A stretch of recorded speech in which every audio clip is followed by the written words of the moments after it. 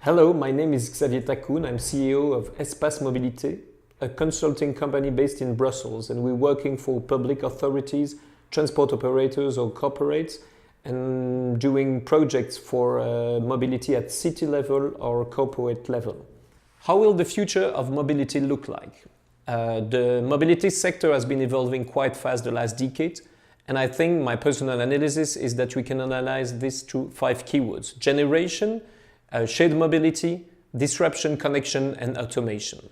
What I mean by generation is that actually young people, mostly city dwellers, they do not feel like owning a car because they feel it like a hassle. And they've been embracing these new technologies and these new mobility services through the smartphone. And we really see a shift from automobile to mobile. Then the second keyword would be shared mobility. It's been evolving quite fast. So 20 years ago, we had the first car sharing schemes.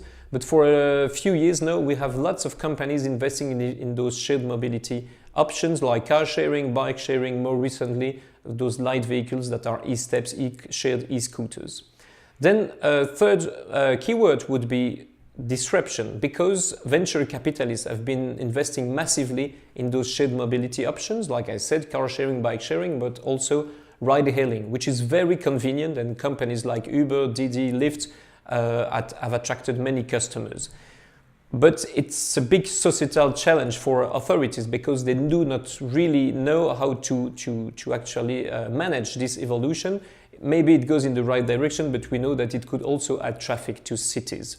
Then we have a fourth keyword, which is connection. Our whole world is very well connected. We all use our smartphone and digital devices. And this offers a unique opportunity to better understand what are the mobility patterns in a city, because through the connectivity, those big companies like the GAFAs, Google, Amazon, and so on, they can identify, they can analyze how we move, where we stay, where do we consume, what are the needed trips.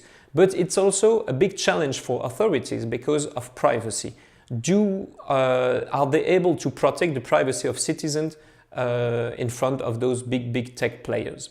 And the fifth evolution, which is a real disruption, is the automation of transport. As we've seen now, there are already some robotaxis riding in the United States. We are at the very beginning of this phenomenon, but things will probably accelerate in the future because most cars will have automation features on board and they will be able to drive on highways.